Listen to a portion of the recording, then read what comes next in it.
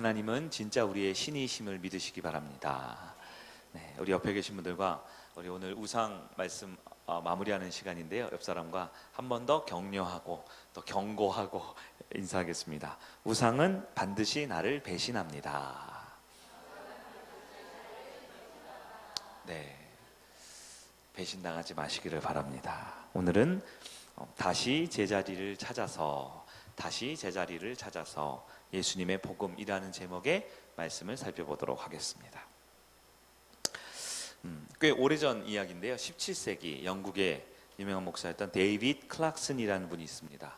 제가 존경하는 목사님인데요. 이분이 가짜 신에 대한 설교로 유명합니다. 지금으로부터 물론 한 400~500년 전 이야기이긴 하지만 가짜 신이 무엇인지를 잘 설명했어요. 그 설교에 저도 영향을 받고 은혜를 받았는데요.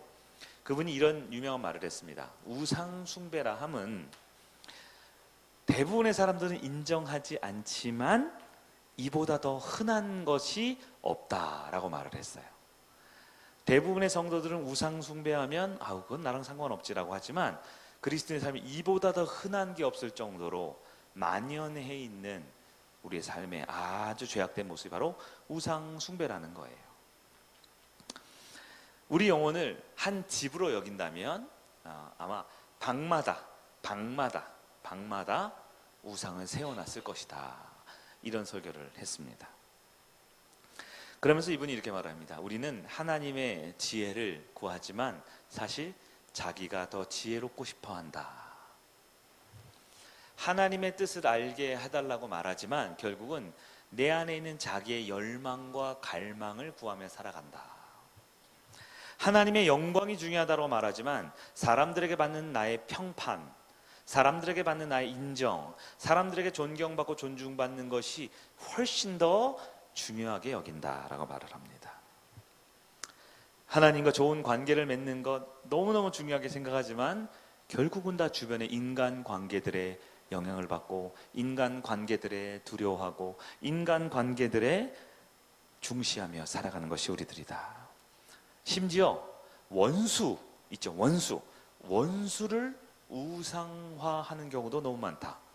원수를 너무 두려워하고 원수를 너무 크게 보고 원수 앞에 너무 두려워하고 주눅 들고 끌려가는 인생, 너무 바보 같은 것이 우리의 삶이다 이렇게 말을 합니다. 여러분 어떻습니까? 하나님의 마음을 아프게 하지 않는 것 당연하겠죠. 그러나 우리는 하나님의 마음을 아프게 하지 않는 것보다 내 마음 상하는 것, 내가 안전하지 못한 것, 내가 남들한테 무시당하는 것, 내가 누군가에게 어떤 굴욕과 어떤 위태로움과 생명과 재산에 손해볼까 두려워하여 하나님을 너무나 쉽게 배신하고 다른 것을 우상의 자리에 두고 있는 모습이 있지 않습니까? 그래서 그 목사님이 이렇게 말해요. 우리 인간의 마음은 매일매일 대량 생산하는 우상의 공장이다 이렇게 표현을 하는 것을 보았습니다. 수백 년 전 목사님의 이야기지만 오늘 저에게는 그대로 적용이 되는 것 같아요. 내 마음을 이야기하는 것 같고 우리네 삶을 보여주는 것 같습니다. 그러면 우리는 어떻게 해야 할까요? 우상을 없애고 우상을 폐하고 우상을 버려도 또 우상이 올라옵니다. 또 우상이 올라와요. 어떤 우상이 내가 이게 우상인지 몰랐는데 이제 우상이구나. 이걸 완전 뿌리 뽑아야겠다. 뿌리를 뽑습니다. 그러셨어요 혹시? 지난 금요일마다 지금 우상을 6번, 7번 설교하고 있는데 우상을 뿌리 뽑으신 거 있으세요? 놀랍게도 우상을 뿌리 뽑잖아요. 그럼 그 자리에 뭔가 또 다른 게 또 솟아오르는 거예요. 또 다른 우상이. 우리가 지금까지 살펴본 우상 어떤 것이 있으면 첫 번째로 평생 소원이 우상이 될 수 있다고 그랬어요. 내가 평생 바라고 평생 갈망하고 그렇게 되면 너무 좋겠다. 진짜 너무 좋겠다. 근데 그게 하나님 자리를 대신해버리는 순간 우리는 그것의 노예가 된다고 그랬습니다. 돈, 물질, 소유물 너무 좋은 거죠. 근데 그게 우상이 될 수도 있을까요? 돈이 우상이 될 수 있어요? 내가 가진 소유물이 우상이 될 수 있습니까? 그럼 그것이 돈이 제 기능을 못해요. 소유물이 제 기능을 못해요. 멋진 차가 넓은 집이 제 기능을 못해요. 그게 우상이 돼가지고요 우리 인생을 압박하고 짓누르고 두렵게 만듭니다. 근데 기도하고 이제 돈을 소유물을 우상에서 밀어내버렸어요. 그럼 되느냐? 아니요. 그 다음 우상이 나타나죠. 뭐예요? 사랑과 인간 관계들과 내가 그렇게 여기 소중히 여기는 우리 가족들, 소중한 이웃들, 그 사람들이 우상이 돼요. 또 우상은 반드시 우리 어떻게 한다고요? 배신하죠. 그렇게 좋아했는데, 그렇게 기대했는데, 그렇게 소중히 여겼는데요, 그게 내 목덜미를 잡고 있어요. 교회 안에서도 그런 일이 없습니까? 그렇게 소중한 우리 목장이 혹시 우상이 돼버릴 수도 있나요? 목장식도 너무 좋아요. 뭐 챙겨주고 위해주고 아껴주고 기도해주고 얘기하고 힘든 일 어려운 일 울고 불고 같이 했는데요, 이제는 그게 우상이 되면요, 목원들 때문에 죽을 것 같아. 목장만 가면 숨이 막혀요. 목장이 그렇게 괴로워요. 내가 이렇게 악한 사람인가? 목장만 가면 나쁜 말, 힘든 말, 어려운 말 다 쏟아내는 것 같아.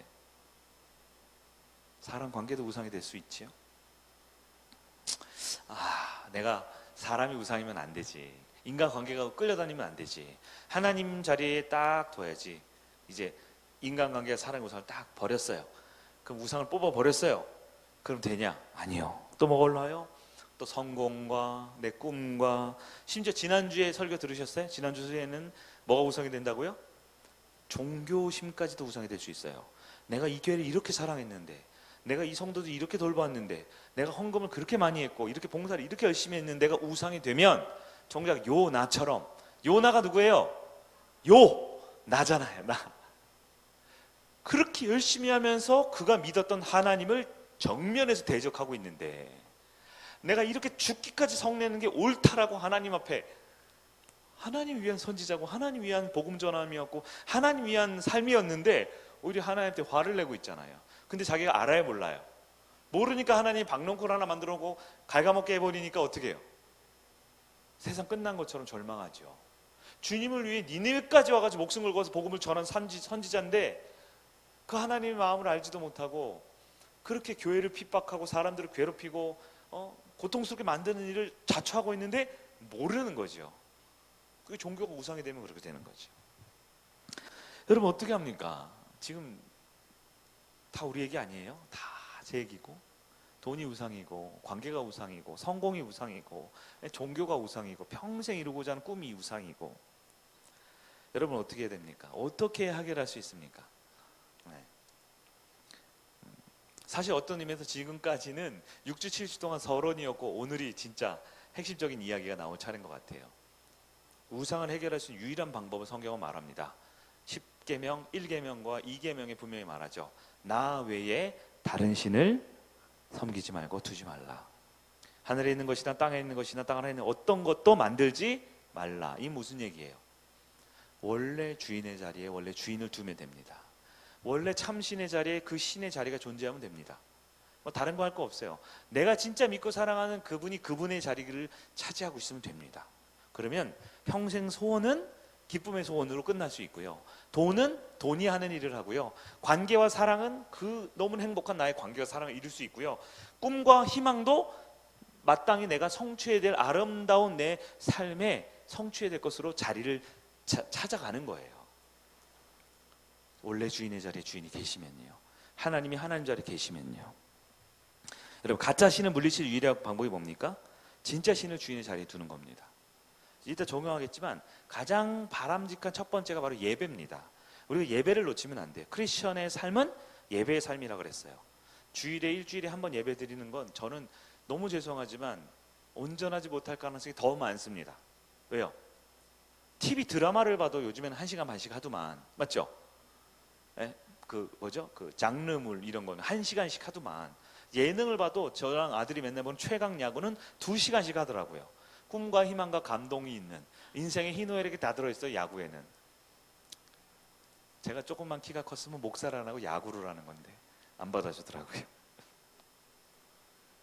예능 프로그램 하나도 1시간만 2시간 하는데요, 일주일에 주일날 1시간 예배 드린다고요? 그것도 꼭 늦게 오더만, 그리고 뭐 일찍 가고 하더만.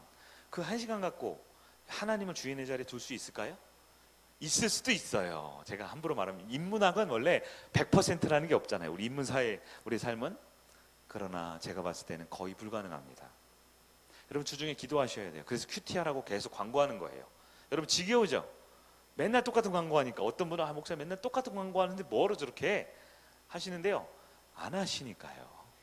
어떤 분이 목사님 전도 설교 좀 그만하세요. 맨날 전도 설교 하셔야죠. 그럼 전도를 안 하면서 그렇게 전도하면서 그런 얘기하면 제가 좀 수긍하겠는데 태신자 작정도 안 하는데 뭘 전도 설교한다고 삐지고 그래요. 그래도 삐지면 삐져야죠. 어쩔 수 없죠. 우리 사람이니까. 가짜 신을 물리칠 유일한 방법은 하나님을 하나님 되게 하는 거. 그 첫 번째가 예배입니다.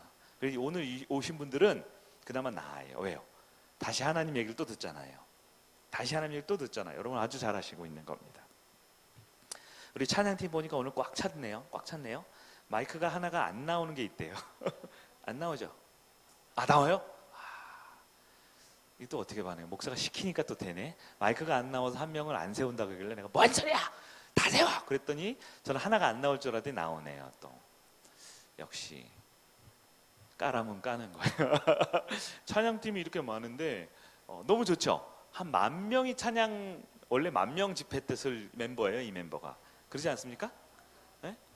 네?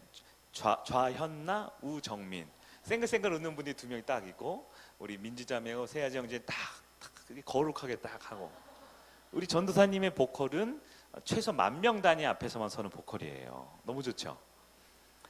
저만 잘하면 되는 것 같은데. 다시 가짜 신을 물리칠 방법은 하나님 되게 하는 예배부터 시작합니다. 찬양할 때 여러분 최선을 다해 찬양하세요. 뭐가 이러니 저가 저러니 그러지 마세요. 그거 할 시간이 어디 있어요? 어디 있어요? 하나님께 예배드리고 찬양해서 우상을 버려야죠. 맞죠? 기도 시간에 뜨겁게 기도하십시오. 옆 사람 기도 하나 뭐 이런 거 볼 여유가 어디 있어요? 여유가 어디 있어요? 하나님을 하나님 되게 하면 됩니다. 자, 오늘 야곱 얘기인데요. 야곱 얘기를 통해서 다시 제자리에 돌리는 과정을 한번 살펴볼게요. 첫 번째, 우리 하나님은 차선책이 아닙니다. 차선책이 아닙니다. 라헬 얘기를 먼저 한번 시작해 볼게요. 자, 야곱이 먼 나라에 갔어요. 고향 집을 떠나서. 거기서 고생 끝에 자수성가를 합니다. 그리고 이제 다시 고향 땅으로 돌아오는 게 오늘 창세기 32장 본문이에요. 자, 아내가 몇 명 있어요? 2명 있어요. 레아와 라헬 두 아내를 얻었습니다. 아들이 몇 명이에요? 12명이에요. 12명. 네. 모든 종과 양떼와 소떼를 엄청나게 많이 거느리고 옵니다. 겉보기에는 아무 문제 없어요. 오늘 본문에도 담백하게 써 있습니다. 아무 문제 없어요. 그러나 우리가 보고 있는 지금 이 말씀의 관점으로 보면 여전히 야곱 집안에는 우상으로 가득 차 있습니다. 그래서 우리는 내 눈으로 내 지식으로 성경을 보면 아무것도 얻지 못해요. 성경은 믿음으로 봐야 됩니다. 하나님으로 봐야 돼요. 하나님의 관점으로 보면 이게 너무너무 쉽고 재미있고 정말 요즘 나오는 무빙 드라마보다도 훨씬 더 다이내믹한 영화가 펼쳐지고 있는 거예요. 그냥 보면은 뻔한 얘기 또 나오는 것 같죠. 형이 왔다, 야곱이 이렇게 나눴다, 씨름했다, 이겼다, 뭐 뻔한 얘기 같죠? 아니에요. 우상의 관점으로만 봐도 진짜 100번 1000번 설교할 수 있을 만큼 무궁무진해요. 그걸 제가 오늘 1시간 안에 해보도록 하겠습니다. 야곱의 가정 겉보기에 아무 문제 없죠. 지금 부인도 있어요, 아들도 12명이 있어요, 소떼 양떼 엄청 재산도 많아요. 그러나 그의 마음에 우상이 가득해요. 자, 첫 번째 라헬을 한번 보죠. 라헬이 어떤 행동을 하는지 딱 주목해 보면 그의 집안의 상태를 볼 수 있어요. 라헬이 뭐냐면 야곱이 가장 사랑했던 부인이죠. 그 집안의 넘버 2잖아요. 야곱 다음으로 높고 영향력 있는 사람이죠. 근데 그 사람이 여전히 하나님에 대한 태도를 볼 수 있습니다. 우리 32장, 34장 봤는데요. 한 장 앞으로 갈까요? 31장 19절 볼까요? 19절 찾은 분들만 보세요. 그때 시작. 그때 라반이 양털을 깎으러 갔으므로 라헬은 그의 아버지의 드라빔을 도둑질하고. 여기서 드라빔이 뭔지 아세요? 드라빔 많이 들으셨죠? 드라빔은 가족 수호신 같은 거예요. 가족의 신상을 말합니다. 그러니까 어느 가족이에요? 라반의 집안 가족이죠. 라반 집안을 지금까지 잘 먹고 잘 살게 해준 그 지방신?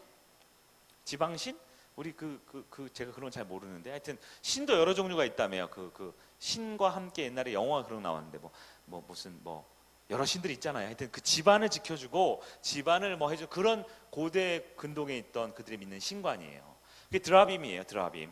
가정의 신. 그러니까 집 정문 딱 열면 문 앞에 서 있는 거 있죠. 이런 거. 요거를 누가 가져와요? 라헬이 가져왔어요. 왜 가져왔을까요? 그게 역할이 드라빔이 가족 수호신이라니까요. 지금 이제 야곱과 함께 아버지 집 떠나서 이제 고향 땅으로 간대요.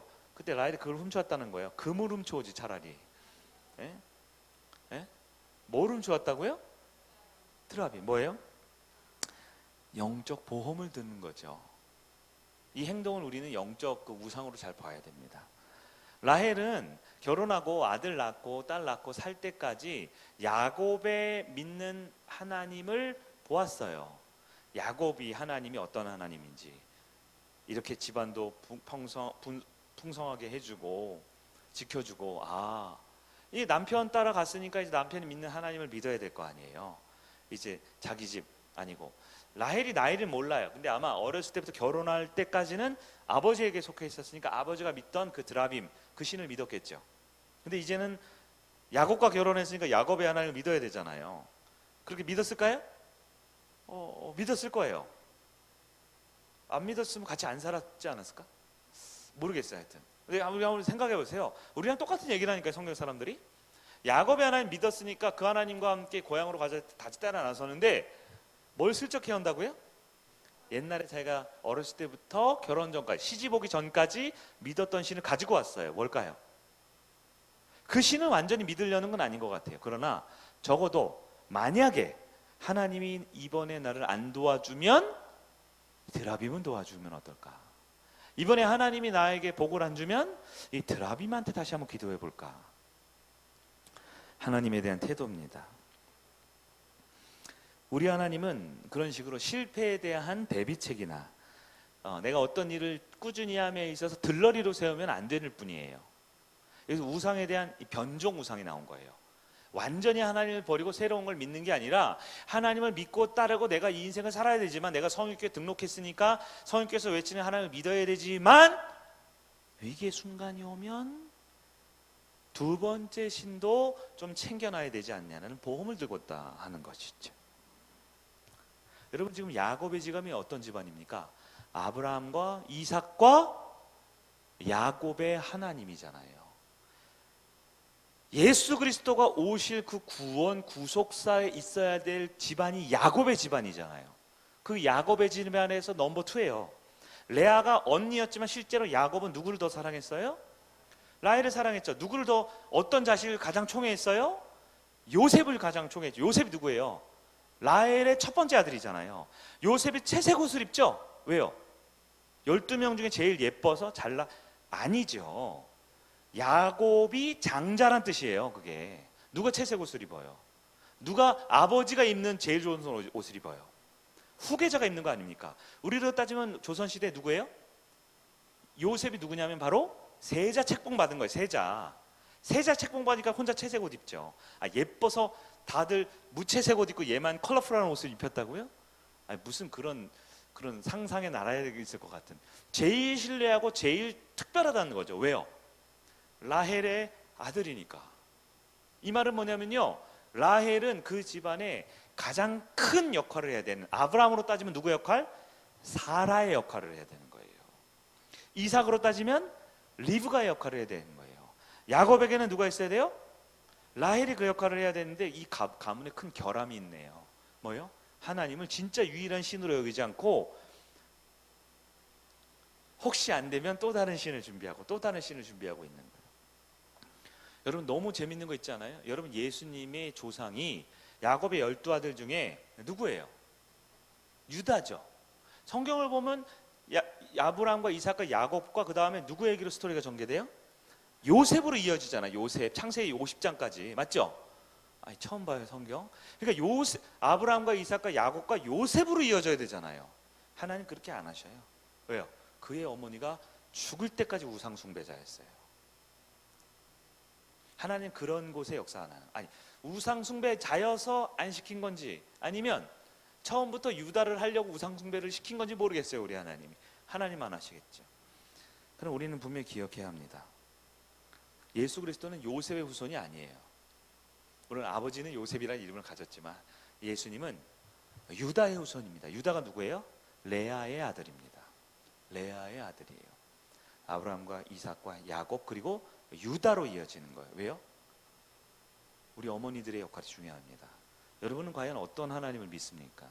진짜 하나님이 유일한 하나님 맞아요? 혹시 그렇지만 보험 들고 있지 않아요? 우리 하나님이 유일한 하나님이라고 내가 금요일 날 와서 기도하고 목장 나눔하지만 그러나 삶에서 아들 문제, 딸 문제, 사업 문제, 뭐 관계 문제에 있어서는 또 다른 뭔가를 우상으로 만들어 놓고 있지 않습니까?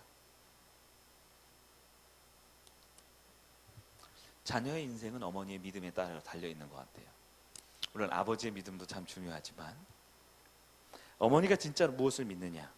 혹시 여러분에게 차선책의 하나님이라면 말씀을 통해 엉뚱한 적용하지 마시고 자기 자신에게 적용하세요. 목사님 우상 설교 그만 좀 하세요. 이런 얘기는 좀 그만 좀 하시고, 안 되니까 계속 설교하는 거예요. 안 되니까, 눈에 뻔히 보이니까. 우리 안에 있는 차선책의 하나님이 아니라 유일한 하나님을 여길 때 우리의 자녀들의 인생을 하나님 책임져 주십니다. 두 번째는 복을 얻어내기 위해서 평생 씨름한 야곱의 장면으로 넘어가 보도록 할게요. 자, 야곱의 일생일 때 위기가 있습니다. 어떻게요? 이제 자식과 부인과 모든 소떼 양떼 다 데리고 딱 가는데 앞에 형 에서가 온다는 소식이 들려요. 칼을 차고 있는 400명의 군사와 함께. 여러분, 야곱은 평생 에서와 싸웠던 것 같아요. 왜 싸웠을까요?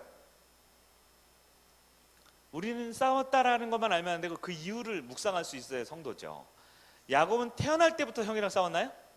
태어날 때도 형 발목 잡고 나왔잖아요. 왜? 발목 잡고 급하면 어떻게 해요? 땡기고 내가 나가려고, 그걸로 발목 잡고 있는 거 아니에요? 맞죠? 못 나가게 하려고 내가 할 거야 내가 할 거 이거잖아요. 야곱의 인생이 붙잡는 인생이었잖아요. 근데 태어나 보니까 아버지 이삭은 좀 문제가 있죠. 좋은 아버지는 아니었던 것 같아요. 에서만 편애합니다. 첫째만 편애했죠. 여러분, 한 가족 안에서 가장 두렵고 존경하고 큰 아버지에게 버림받았거나 무시당하거나 이렇게 사랑 못 받는다라는 건 엄청난 상처예요. 이삭이 누구만 사랑해요? 에서만 사랑하잖아요. 성경에 에서만. 둘째, 야곱은 쌍둥이에요. 서너 살 터울 나는 게 아니고 1분 차이라고요. 1분 차이, 2분 차이. 그러니까 얼마나 서운해. 내가 조금만 머리를 들이밀었으면 내가 형이 되는 건데, 늘 열등감 속에 사는 둘째인데, 요즘에는 쌍둥이 나도 서로 누나, 동생, 형 뭐 이렇게 안 하고 다 친구처럼 한다 그러더라고요. 그러면 안 돼요. 먼저 나온 게 형이 돼야 되지. 왜 그렇게 해요? 제가 쌍둥이 안 나와서 모르겠지만 저희는 위계 질서가 정확합니다. 생일이 똑같은데 첫째와 둘째 위계 질서가 정확합니다. 첫째는 밟고 둘째는 밟혀야 돼요. 우리 주한이를 많이 예뻐해 주세요. 어쩔 수 없어요. 왜냐면 제가 그렇게 하거든요. 첫째는 당연히 첫째고, 죽을 때까지 첫째는 첫째고, 둘째는 둘째고, 억울하면 셋째를 입양해야지 뭐 지금. 자, 어쨌든 야곱은 평생 형에게 눌려서 형을 이겨먹고 싶었어요. 그 야곱이 나중에 아버지에게 속여서 뭘 얻어내요? 장자권을 얻어내죠. 근데 여러분, 사실 그거는 엄청나게 손해보는 장사예요. 왜냐면 장자권이 뭐예요? 뭐예요 그게? 아무것도 잡히는 게 없는 거잖아요. 실제로 여러분, 야곱이 외국에 있을 때 모든 장자의 권한과 재산과 권세와 다 누가 가졌어요? 에서가 가졌어요. 지금 에서가 지금 갖고 있잖아요. 그러니까 에서 말 한마디 칼차 400명 따라 나오잖아요. 아브라함 때부터 있었던 종들이겠죠. 종들의 종두가 모든 재산이겠죠. 자, 실제로 야곱은 에서의 복을 훔쳤어요. 장자권을. 그래서 엄청 손해봅니다. 첫째, 집에서 쫓겨났죠. 둘째, 에서 형과 원수가 됐죠. 셋째, 야곱을 사랑했던 게 누구예요? 엄마잖아요. 엄마. 근데 엄마랑 떨어져야 돼요. 그냥 빌턴털이 된 거예요. 여러분 잘 생각해보세요. 여러분이 야곱이면 그 장자권 훔치겠어요? 안 훔치겠어요? 생각해보세요. 장자권 좋다고 하는데, 아니 성경 얘기는 먼 나라의 윤 나라의 우리 얘기라니까요. 장자권 그거 한번 훔친 걸로 집에서 쫓겨났어요. 평생 형한테 원수 됐어요. 사랑하는, 유일하게 자기 사랑해준 엄마랑 생이별했잖아요. 그 쫓겨났잖아요. 훔치겠어요? 안 훔치겠어요? 근데 훔쳐요. 야곱은 100번 태어나도 100번 훔쳐요. 왜요? 그게 우상이거든요. 야곱은 평생 아버지에게 인정받고 싶었던 거예요. 그 아버지가 인정을 안 해줬어요. 인정받고 싶었어요. 내가 첫째 하고 싶어. 나도 잘할 수 있어. 나도 형 에서처럼 사랑받고 인정받고 나도 축복받고 싶어라는 그 인정 욕구가 제가 얘기했죠. 4대 근원적 우상. 안인, 통건, 안정, 인정, 권력, 통제. 이게 가장 근원적인 거예요. 인정받고 싶은 그 강력한 욕구가 결국 그 사단하게 만든 거예요. 여러분, 야곱은 우리와 똑같은 사람입니다. 이 인정받고 싶은 욕구, 또한 인정받지 못하면 세상 뒤집어 버리고 싶은 욕구는 인간의 마음속에 우상이에요. 그래서 야곱은 평생 아버지에게 인정받고 싶어서 형하고 원수가 되잖아요. 형하고 평생 싸워요. 성경에 기록되어 있는 장자권 사건만 싸웠겠어요? 태어날 때부터 계속 싸우는 거예요. 왜 형만 예뻐해? 왜 형만 좋은 거 입어? 왜 형만 그래? 하고 죽을 때까지 싸웠던 거예요. 계속. 야곱이 그 인정 욕구의 우상이 되니까요, 집 떠나서 저기 라반 집에 갔어요. 그 다음 뭐가 우상이 돼요? 이제는 예쁜 여자 얻고 싶은 게 우상이 됐죠. 라헬 얻기 위해 평생 싸워요. 7년 동안 싸웠죠? 그런데 레아를 얻었잖아요. 또 나머지 7년 동안 또 고생하죠. 14년. 그럼 끝인가요? 아니요. 라반 집에 20년 넘게 있었거든요. 20년 넘게. 나머지는 어떻게 해요? 라반의 집에 있는 많은 재물을 얻으려고 싸워요. 라반의 아들들 있죠? 계속 싸우잖아요.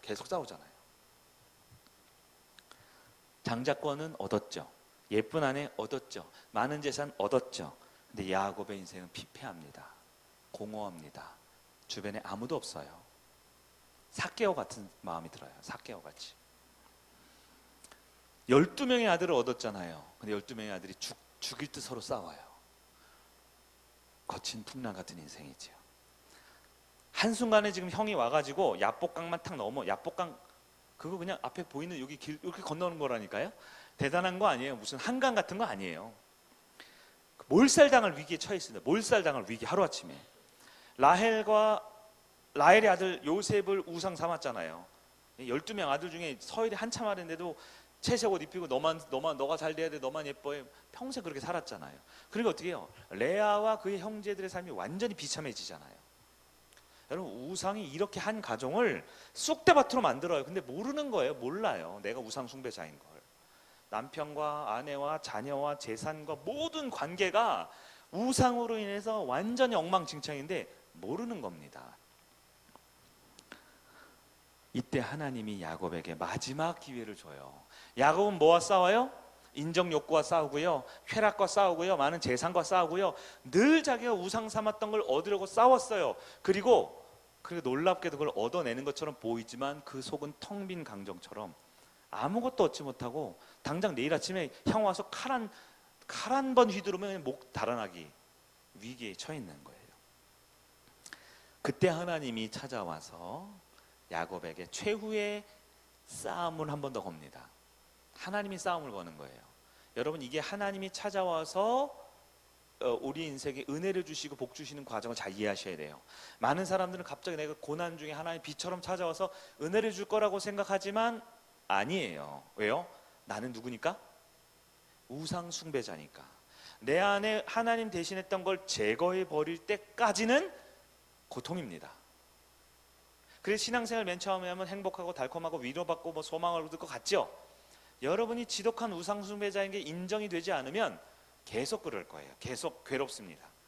근데 희한해요. 다른 신을 믿을 건 없는데 유일한 신이 교회에 있다고 하고 예배에 있다고 하나님께 있다고 기독교 있다고 하는데 오면 올수록 힘들고 괴로워요. 왜요? 내 안에 우상을 빨리 해결을 해야 되는 거예요. 자, 25절 오늘 보면 34장 우리가 읽었던 부분 딱 그 25절 보면 어떻게 되어 있어요? 34장 25절이죠. 죄송해요. 32장 25절이죠. 자기가 야곱을 이기지 못함을 보고 그가 야곱의 허벅지 관절을 치매 이렇게 돼 있죠. 치매가 뭐예요? 이게 한글 성경이 조금 오버했어요. 원문을 보면 치매라고 친다라고 어떻게 해요? 때리는 거죠. 그게 아니에요. 만짐이에요. 제가 혹시나 해가지고 원어 성경 말고 영어 성경 5종류를 봤는데 전부 다 뭐라고 쓰냐면 터치라고 돼 있어요. 터치드 뭐예요? 만진 거예요. 정확하게 원문으로 보면 손가락으로 허벅지를 탁 대었다라고 돼 있어요. 대었다. 여러분, 손가락으로 탁 댄 사람이 이게 지금 허벅지거든요. 그러니까 허벅지 이게 고관절, 대퇴부 이런 게 부러진 거예요. 뼈가. 그 사람이 너무 죄송해요. 평생 다리를 절어요. 불구자로 살았습니다. 여러분, 누가 손가락을 댔는데 뼈가 부러져가지고 이게 불구가 되나요? 엄청난 괴력의 소유자입니다. 이 사람이 누구예요? 이 신비 인물이 누구예요? 성경에서 누구라고 끝까지 말 안 해주는데요, 26절에 보십시오. 날이 새려고 하자 한사코 이 사람이 어떻게 해요? 가려고 하죠. 왜 가려고 할까요? 여러분, 손가락으로 허벅지를 댔더니 부러져 가지고 그냥 아픈 게 아니라 평생 다리를 절어야 될 정도로 강력한 힘을 가진 분이 아침에 돈이 딱 떠 해가 나면, 해가 나기 전에 가려고 그래요. 왜 가려고 그래요? 이거 이제 믿어 보셔야 되는 거예요. 하나님을 얼굴과 얼굴을 대면하여 산 사람이 있어요? 해가 뜨면 그의 얼굴을 마주하게 된다라는 거예요. 그의 얼굴을 마주하기 전에 이 사람은 가려고 그러는 거예요. 뭐예요? 손가락 하나 살짝 터치해가지고 이 사람을 완전히 불구로 만들 수 있는 분, 그의 얼굴을 보는 순간 살아남지 못할 존재, 하나님이 지금 엄청나게 배려해주고 있는 거예요. 야곱을 기다려주고 기다려줘요. 근데 하나님이 여기서 보면 그가 야곱을 이길 수 있어요, 없어요? 25절, 자기가 야곱을 이기지 못함을 보고, 왜 못 이겨요? 힘이 세서 끝끝내 우상을 버리지 않아요. 그의 마음의 주인됨을 항복하고 하나님이 내 인생의 주인 되십시오라고 안 하는 야곱이에요. 끝까지. 누구 얘기예요 지금? 야곱, 내 얘기인 거예요. 끝까지 인정을 안 해요. 그러니까 어떻게 해요? 손가락 하나만 턱 터치해도 너는 죽어. 내가 주먹을 때리면 너는 먼지가 돼. 해 돋으면 봐준다. 내가 그냥 간다. 너 두고 봐.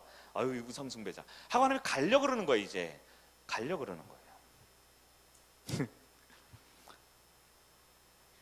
실제로 32장 30절 뒤에 보면요, 있죠. 야곱이 그곳 이름을 브니엘이라 했으니 그가 이를 내가 하나님과 대면하여 보았으나 내 생명이 보존되었다. 하나님과 대면해 봤는데 생명이 보존됐어요. 왜요? 해가 안 떠서 어두워서. 요즘처럼 뭐 카메라, 핸드폰으로 후레쉬를 이렇게 보는 게 아니고요, 뭐 주변에 있는 가로등이나 자동차 라이트를 보는 게, 그때는 해가 지고 달이 구름에 가리면 아예 안 보이는 시대예요. 그랬겠죠? 하나님이 안 그랬겠네요. 성경에 안 써있다고 안 믿을 거예요? 분명히 다른 있었으나 하나님 구름으로 가려서 안 보여줬을 거예요. 왜요? 하나님은 그런 분이니까. 그럼 여기서 중요합니다. 근데 왜 하나님이 야곱과 씨름을 할까요? 하나님이 누구세요? 하나님은 아버지죠. 손 하나만 딱 대도 얘를 죽일 수 있을 정도로 힘이 있고, 실제로 얼굴과 얼굴 대면해 보면 죽을 수밖에 없지만 때리지 않고 화내지 않고 더 이상 까불지 못하도록 살짝 눌러주고, 얼굴 보면 죽을 것 같으니까 나 이제 간다, 볼 생각 하지 마라고 하는 그 은혜를 끼치는 분이 왜 씨름을 했을까요? 왜 씨름을 했을까요? 그게 야곱에 대한 하나님의 은혜라는 겁니다. 야곱은 왜 그 하나님하고 씨름했을까요? 그가 하나님인 걸 알았을까요? 30절에 보면 내가 하나님과 대면하여 보였으나 내 생명이 보존됐다고 하죠. 야곱은 그가 하나님인 걸 알아요. 아는데 왜 씨름을 합니까? 하나님하고 왜 씨름합니까? 첫째, 야곱은 평생 경쟁하는, 자기의 우상을 얻기 위해, 우상을 왜 얻으려고 그래요? 그는 이유는 뭘까요? 왜 돈을 우상 삼고, 왜 권력 우상 삼고, 왜 선거 우상 삼아요? 그것이 복이라고 생각하거든요. 더 잘 되려고 그러는 거예요. 더 복 받으려고 그러는 거예요. 여러분도 그러죠? 여러 우상을 섬기는지 인정 안 하시겠지만 다 우상이 있거든요. 왜 그렇게 사냐? 더 복 받고 잘 되려고 그러는 거예요. 야곱이 지금 하나님 앞에 딱 나타났어요. 약복강 앞에서. 하나님과 야곱은 알았습니다. 씨름을 합니다. 왜요? 복 받으려고요. 아버지랑 씨름을 합니다. 왜요? 복 받으려고. 이게 적절한지 모르는데, 아까 저희 딸 얘기했다 또 혼날지 모르겠지만, 저희 딸이 아까 이가 아파가지고, 교정 중에 아파가지고 하는데 막 시무룩하게 있어요. 짜증을 내고. 그러는데 저한테 뭐라면, 오늘은 아빠한테 한 번도 짜증을 안 냈네, 아빠한테 화를 한 번도 안 냈네, 이렇게 얘기하더라고요. 딸은 아빠한테 화를 내나요? 화를 내죠. 딴 데는 못하죠. 딴 데는 이렇게 착한 척 해야 되잖아요. 아빠는 딸이 화를 내면 받아주나요? 그런 거죠. 야곱은 지금 왜 하나님하고 씨름해요? 왜 씨름합니까? 그가 아버지인 줄 아니까 씨름하는 거예요. 여러분 잘 보십시오. 왜 하나님한테 싸움을 걸어요? 왜 하나님한테 씨름을 해요? 왜 하나님한테 엉겨 붙어가지고 그렇게 화를 내고 짜증을 내고 그렇게 붙들고 난리를 냅니까? 우리 하나님은 그런 분이거든요. 그렇게 나한테 말도 안 되고 꼬장을 부리고 짜증을 내고 화내도 받아주는 게 우리 하나님이잖아요. 너무 꼴통이에요. 너무 꼴통이지 말이 안 되니까 손가락을 지그시 눌러주니까 연약한 인간 다리가 뚝 부러져 버려요. 평생. 네? 얼굴 마주 보면 이제 죽을 것 같으니까 나 간다. 아유 알아 몰라. 왜? 죽을 것 같으니까 가시는 거죠. 그냥 죽으라고 얼굴 봤으면 좋겠어. 저는 야곱 같은 인생. 아버지는 그렇게 안 해요. 씨름을 하라 하면 씨름을 하고 싸우자고 하면 싸워줘요. 왜? 그게 우리 아버지예요. 계속 싸워줘요. 계속. 나중에 야곱이 뭐라 그런 줄 아세요? 내가 하나님을 이겼다 그랬죠. 야곱이 하나님을 이겼을까요? 이겼어요. 왜요? 하나님은 그런 분이에요. 죽자고 이기려고 달려들면 져주는 게 아버지 하나님이잖아요. 진짜 야곱이 이겼어요. 어떻게 했어요? 원하는 복을 얻습니까? 얻지요. 얻어요. 근데 이게 은혜고 이게 우리 신앙이라는 겁니다. 여러분, 야곱은 왜 하나님하고 씨름했을까요? 이분이 나의 복을 줄 것 같아서 그런 거예요. 여러분 지금 왜 예수 믿는 줄 아세요? 돈을 믿어봤고요, 성공을 믿어봤고요, 쾌락을 믿어봤었어요, 우리 다. 근데 지금은 하나님 믿으면 복 받을 것 같아서 믿는 거예요. 어쩌면 라헬처럼 또 하나의 드라빔 가지고 있을지도 모르지만 하나님 믿으면 복 받을 것 같아서 믿는 거예요. 번지수를 제대로 찾으셨어요. 그래서 야곱처럼 씨름하는 거죠. 뭘 씨름해요? 예배의 씨름을 하고요. 예배가 행복해요? 한두 번 나왔을 때 선물 받을 때 초신자 5주차까지나 행복하죠. 예배가 행복합니까? 행복하기도 한 예배는 씨름이에요. 기도가 행복합니까? 응답 팡팡팡 될 때는 좋지만 기도는 씨름이에요. 아버지 하나님 앞에 하나님 사랑하고 축복하고 너무 좋아요 이렇게만 기도해요? 죽일 듯이 싸울 때도 있잖아요. 왜 복 안 주냐고, 왜 저 사람들은 잘 되는데 왜 나만 안 하냐고 야곱처럼 달려들잖아요. 그런 거예요, 신앙생활은. 여러분, 근데 여기서 얻을 수 있는 세 번째, 제가 가장 중요하게 생각하는 게 뭐냐면 진짜 주실 수 있는 분에게 구해야 됩니다. 야곱의 인생이 그랬어요. 진짜 주실 수 있는 분에게 복을 구했어요. 지금까지는 아버지 인정받는 것을 위해 살았는데요, 그 장자권 얻어봤더니 남는 게 없네. 예쁜 부인 얻어봤더니 가정이 그냥 풍지박산 나기 직전이네. 풍비박산 나기 직전. 재물 많이 얻어봤더니 이제 형이 그거 뺏어 먹으려고 칼 들고 쫓아오네. 내 편 아무도 없네. 세상에 있었던 수많은 우상들을 믿어봤더니 다 나를 배신하는 거예요. 근데 이제 하나님하고 씨름하는 건 복을 얻으려고 그러는 거예요. 평생 아버지랑 씨름하고 형이랑 씨름하고 예쁜 부인 얻기에 씨름하고 장인어른이자 외삼촌 라반과 씨름하고 세상과 씨름하고, 그럴 때 야곱에게 하나님이 찾아오셔서 그러지 말고 진짜 복을 줄 수 있는 하나님과 씨름해야 된다고 말씀해 주는 거예요. 야곱은 하나님과 씨름했어요. 동이 틀 때까지도 야곱은 안 바뀌어요. 그의 우상을 버리지 않아요. 그 하나님이 이제 야곱을 두고 가려고 하죠. 그럴 때 보통 인간의 반응은 뭐예요? 다리도 절어요. 부러졌어요. 이제 밤새도록 그 야복 강가에 그 진흙 뻘밭이 온몸이 만신창이가 됐어요. 그럼 보통 이쯤 되면 여러분 하나님과 씨름을 하다가 여러분 이쯤 되면 어떻게 해요? 이제 나 좀 놔주세요. 나 지금 괴롭히지 마세요. 나 못하겠어요. 빨리 가세요. 나랑 싸우지 마세요. 그럴 것 같은데 야곱은 정반대 행동을 합니다. 어떻게 해요? 나에게 복을 안 주면 안 가게 하겠다는 거예요. 요게 누군지 아세요? 요게 보통 꼴통인 자녀들의 특징입니다. 엄마가 사줄 때까지 난 들어 누울 거야, 이거 있죠. 그럼 보통 어떻게 해요? 사주죠. 보통 원하는 것을 얻잖아요. 근데 보통 지나가는 아저씨나 교회 선생님한테 하면 어떻게 해요? 밤새 그 자리에 있을 가능성이 높아요. 근데 엄마나 아빠한테 하면 어떻게든 얻어낼 가능성이 생기는 거죠. 창세기 32장 26절에 뭐라 그래요? 그가 이르되 날이 세려하니 나로 가게 하라. 보통 하나님은 나로 가게 하라고 안 하고 그냥 가시죠. 근데 야 나 좀 놔줘라고 말을 해요. 그러니까 아들이 아버한테 씨름해. 그러면 아버지가 막 이렇게 막 져주는 척하다, 아빠 이제 설교하러 가야 돼. 제 얘기는 아빠 바빠, 좀 놔줘. 보통 확 밀어버리면 되잖아요. 그 10살짜리 조그만 아이. 근데 그냥 힘든데 아빠 좀 놔주면 안 될까? 이렇게 얘기하는 거죠. 그럴 때 뭐라 그래요? 야곱이 이르되 당신에게 축복하지 아니하면 가게 하지 아니하겠나이까. 지금 야곱이 누구한테 복을 구해요? 여러분, 이건 맞는 행동이에요? 틀린 행동이에요? 여러분, 지금 이걸 전체적으로 잘 보셔야 돼요. 야곱이 우리의 유일한 주님이신 하나님께 복을 달라고 하는 거예요. 맞아요? 틀려요? 야곱이 한 유일하게 올바른 행동이 바로 이겁니다.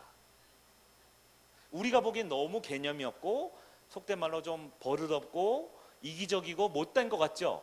근데 여러분, 야곱의 인생 가운데 유일하게 하나님의 은혜가 은혜되게 하는 순간이에요. 나 이제 만신창이 됐고 엉망진창이고 다리도 이렇게 됐고 나 아무것도 없으니까 복을 주시오. 뻔뻔한 요구를 하죠. 원래 뻔뻔한 요구는 아들만 하는 거예요. 딸만 하는 거예요. 그럴 때 하나님 복을 주셔야 안 주셔요? 씨름을 했는데도 야곱의 우상의 고집을 꺾지 못해요. 이 말은 뭐예요? 하나님은 사람을 확 바꿔가지고 내 말 믿어, 그렇게 하는 분이 아니에요. 인격적인 분이에요. 그가 하나님을 주인으로 여길 때까지 계속 씨름해 주시는 분이죠. 야곱이 한 말이 뭘까요? 내게 축복하지 않으면 가게 하지 않겠다. 무슨 말일까요? 야곱이 이렇게 말하는 거예요. 하나님, 평생 우상만 쫓았는데요, 아버지 인정받고 싶고 예쁜 부인을 얻어서 쾌락에 만족을 얻고 싶어 했고 큰 재물을 얻어서 떵떵거리며 살면 나 무시 안 당할 것 같았는데 아니네요. 내가 진짜 바보 멍청이였네요. 엉뚱한 것만 추구하며 엉뚱한 데 복을 구했네요. 엉뚱한 데서 복을 구해봤자 안 된다는 걸 이제 알았어요. 근데요, 내 나이가 이렇게 들었는데 이제 내가 바로 믿으려고 하는데 안 믿어져요. 바르게 살려고 하는데 안 살아져요. 왜? 평생 그렇게 살았거든요. 그러니까 하나님이 나를 복 주시오. 하나님이 복을 안 주면 나 같은 인간은 안 돼요. 답이 없어요. 이 다리가 이렇게 되고 평생 씨름해도 내 고집 안 꺾이는 거 아시잖아요. 내 마음 내 마음대로 안 되잖아요. 내 믿음 갖고 싶으면 내 믿음대로 안 되잖아요. 내가 그렇게 말하고 싶은 게 아닌데 사람들만 만나면 자꾸 그렇게 말을 해요. 내가 그렇게 이기적이고 싶지 않은데 자꾸 이기적으로 행동해요. 교회 오면 은혜 받고 찬송만 부르고 싶은데 내 마음에 자꾸 사람들 분탕질하고 사람들 싸우게 만들고 뒷말이나 옮겨다니고 이 사람 저 사람 이간질이나 하고 나 왜 그런지 모르겠어요. 다리가 이래도 안 되네요. 엉망진창 안 되네요. 답이 없어요. 그냥 복을 주세요. 그냥 나는 해결이 안 되니 그냥 복을 주세요 라고 하는 겁니다. 야곱이 아마 이때 찬송을 불렀으면 기타 전사님 반주해주면 다른 어떤 은혜 구하지 않으리 이 찬양 불렀을 거예요. 다른 복 필요 없어요. 차라리 죽는 게 낫죠. 해 동터서 하나님 얼굴 한 번이라도 보고 죽는 게 낫죠. 차라리 이대로는 못 살겠습니다. 나에게는 방법이 없어요. 그러니까 하나님이 나에게 복을 주시오 라고 하는 거예요. 어때요? 이해가 되세요? 이해가 되면 여러분 비윤리적 인간인 겁니다. 개념 없는 인간이에요. 근데 은혜란 원래 그런 겁니다. 은혜는 세상 그 어떤 것도 대체할 수 없어요. 아무 자격이 없는데 하나님이 주시는 복을 받는 게 은혜예요. 근데 그 복을 누가 받을 수 있어요? 내가 자격이 없다라는 걸 아는 사람만. 야곱이 부인과 있으면 예쁜 부인 딱 거느렸겠죠. 12아들 딱 거느렸겠죠. 종과 모든 양떼 나 이런 사람이야. 자기의 어떠함을 드러내고 있었겠죠. 근데 야곱과 함께 어떻게 해요? 하나님이 쫙 해가지고 에서의 칼창구사 딱 보내니까 야곱이 겁먹어가지고 못생긴 부인 먼저 보내고 예쁜 부인 다 보내고 야곱 주변에 누가 있어요? 아무도 없어요. 거기서 어떻게 밤새 씨름해요. 야복강가 진흙벌 받아서 머리부터 발끝까지 온통 시커매지고 심지어 다리까지도 불구가 됐어요. 아무것도 없네요. 손에 아무것도 쥔 게 없어요. 그때 야곱이 할 수 있는 게 뭐예요? 그냥 달라는 거예요. 그냥 달라는 거. 여러분, 근데 은혜가 그런 겁니다. 너무 설교 같지 않죠? 근데 원래 그래요. 기독교가 원래 은혜가 그래요. 내가 아무것도 아닙니다. 하나님이 하나님 돼주세요 하는 게 기독교예요. 근데 오늘 우리는 어떻습니까? 여전히 돈 좀 있으니까, 여전히 세상에서 배운 거 좀 있으니까, 내 직장 있고 가족 있고 나 이런 사람이야 라고 뭔가 있으니까 여전히 하나님을 하나님 되지 못하게 하고 교회에 와서도 목장 가서도 뭔가 자꾸 나의 어떠함을 드러내려 하고 하나님의 은혜의 자리에 자꾸 나의 노력과 열심과 뭔가를 끼워 넣어서 그렇게 하려는 거 아니에요? 차라리 죽는 게 낫습니다. 난 인간 불구니까요. 난 도저히 답이 없으니까요. 하나님 그냥 복 주시오. 복 주시오. 더 이상 잃을 게 없어. 그럴 때 하나님이 은혜를 주십니다. 하나님이 야곱을 축복하셨어요. 야곱은 아마 평생 다리를 절었을 거예요. 그러나 평생 하나님이 축복된 삶을 살기 시작합니다. 이제 진짜 야곱이 이스라엘로 변화되기 시작한 거예요. 그가 예배를 드릴 때 변화된 게 아닙니다. 그가 열심히 근면해서 돈을 벌 때 한 게 아니에요. 열심히 하는 뜻대로 자손을 번성할 때 이름이 바뀐 게 아니에요. 그가 나는 아무것도 아닌 먼지와 같은 존재이니, 지렁이 같은 존재이니 하나님이 은혜를 주셔서 할 때 그의 이름이 이스라엘로 바뀌었고요. 그게 바로 우리가 생각하는 그 이스라엘이 된 거예요. 이스라엘이 뭐예요? 자격 있는 사람들이 아니에요. 이스라엘이 뭐예요? 믿음이 좋은 선민들이 아니에요. 이스라엘이 뭐예요? 아무것도 아닌 거예요. 아무것도 아닌 거. 아무것도 아닐 때 하나님이 은혜가 되고 하나님이 하나님 되는 겁니다. 우리도 이스라엘 백성이죠. 왜 이스라엘이에요? 내가 목사이고 내가 장로이고 내가 목자여서요? 내가 평생 주님 섬긴다고 교회 헌금 갖다 바치고 봉사하고 열심히 일해서요? 그것이 내가 하나님 은혜 얻을 자격인 게 아니에요.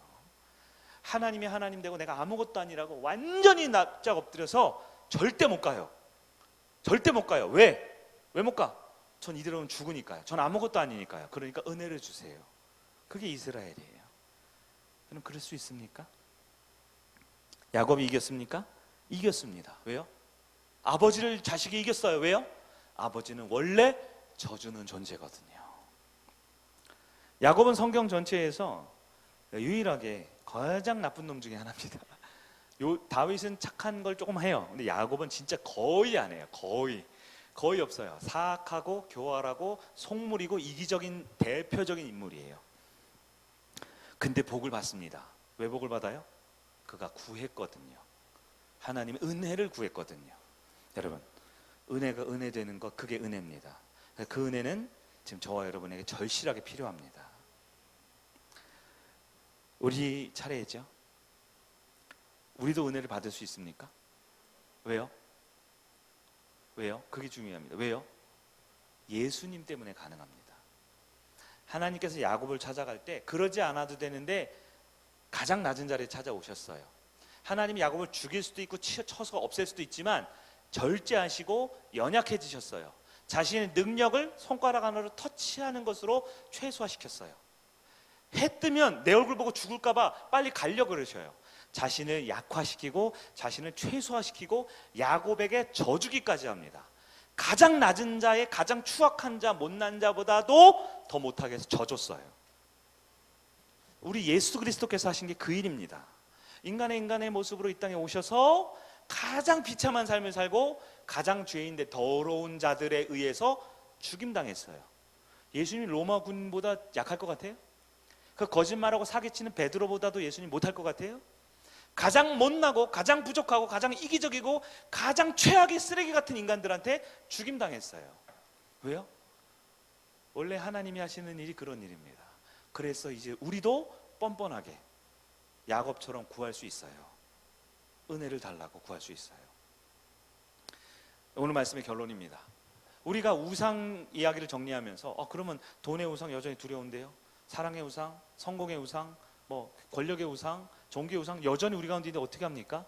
여러분, 우상을 극복하는 유일하고 하나밖에 없는 가장 확실한 방법이 뭡니까?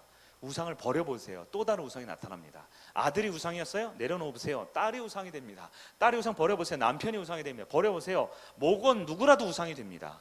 사람을 다 버려보세요. 어떻게 해요? 돈이 우상이 돼요. 돈 버려보세요. 성공이 우상이 돼요. 나중에는 다 버렸으면 교회가 우상이 돼요. 종교심이 우상이 돼요. 우리는 그런 존재예요. 끊임없이 우상을 만드는 우상 공장이에요. 방법은 하나입니다.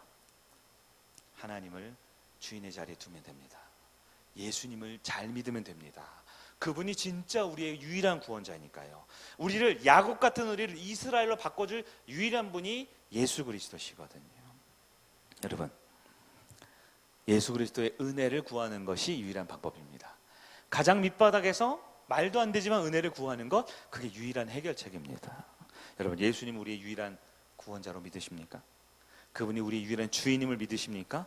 그거 하나면 됩니다. 너무 단순한 것 같지만 진짜 그거 하나면 됩니다. 그것을 위해 우린 예배를 드리고 목장을 하고 찬송을 하고 봉사를 하는 거예요. 왜요? 우린 약하거든요. 우린 교회 안에서도 얼마든지 우상을 10개, 100개, 1000개, 10,000개 세울 수 있는 게 우리예요. 예배 중에서도 수많은 우상을 만들어냅니다. 그래서 어떤 분들은 목사님이 우상이에요. 목사님 너무 기대하고 신뢰해요. 그러다가 꼭 배신당하죠. 그래서 목사님 때문에 너무 실망해서 교회를 떠나겠대요. 다른 교회 가보십시오. 그분 그 교회 가니까 목사님 너무 훌륭해요. 목사님 또 너무 존경하고 예배가 너무 훌륭해요. 예배를 너무 사모하고 목장이 너무 괜찮아요. 너무 좋아하지만 그것이 우상이 되면 반드시 배신당해요. 그 목사님이 지나가다가 한 표정 하나에 실망합니다. 그 목원 식구들이 그렇게 나를 위해 사랑해 주다가 한 번 안에 좀 그렇게 절망합니다. 그 예배가 그렇게 좋지만 거기 시험 당하면요, 영영 교회를 떠나는 거예요. 왜요? 우상이 우리를 배신하기 때문에 그래요. 여러분, 하나님만이 진짜 우리의 신이십니다. 그분을 그분의 자리에 맡겨드려야 돼요. 주님은 나를 살리려고 일부러 씨름해 주셨어요. 이 땅에 오셔서. 그리고 이겼어요? 졌어요? 졌어요. 그리고 누가 이기겠어요? 우리가 이기겠어요. 우리가. 이제 우리가 씨름할 차례예요. 또다시 우리는 기도의 야복 강가에 갈 수 있어요. 우리는 또다시 예수님의 그 십자가의 고난의 현장 근처에 우리는 있을 수 있어요. 그럴 때 우리는 어떻게 됩니까? 씨름해야 돼요. 그리고 어떻게 해요? 복을 구해야 돼요. 나의 어떠함에 더해서 복을 구하는 게 아니고 그냥 주님, 나는 아무것도 할 수 없으니 주님이 도와주십시오. 이번에 태신자를 작정하고 전도하는 문제도 마찬가지예요. 목장 가운데 어려움이 있어도 마찬가지입니다. 가정의 어려움 형편 마찬가지입니다. 여러분, 하나님은 하실 수 있어요. 하나님께 기도해 보세요. 근데 하나님을 두 번째 차선책으로 두지 마세요. 혹은 하나님을 믿지만 그 다음에 뭔가를 또 두고 있지 마세요. 우리 하나님은 그런 분이 아닙니다. 야곱이 평생 우상 삼았던 아버지의 인정, 아내의 미모를 통해, 예쁜 여인을 통해 얻고자 하는 쾌락, 또 라반의 수많은 재물들, 그건 그에게 고통만 줍니다. 그리고 여러분 잘 돌아보세요. 여러분 그토록 추구했던 것이 여러분의 고통입니다. 그러나 하나님만이 주실 수 있는 진정한 축복, 그건 하나님이 주실 수 있습니다. 오늘 밤 기도의 씨름을 통해 여러분에게 주신 하나님의 축복과 은혜, 온전히 은혜로 내려지길 예수님의 이름으로 축복합니다.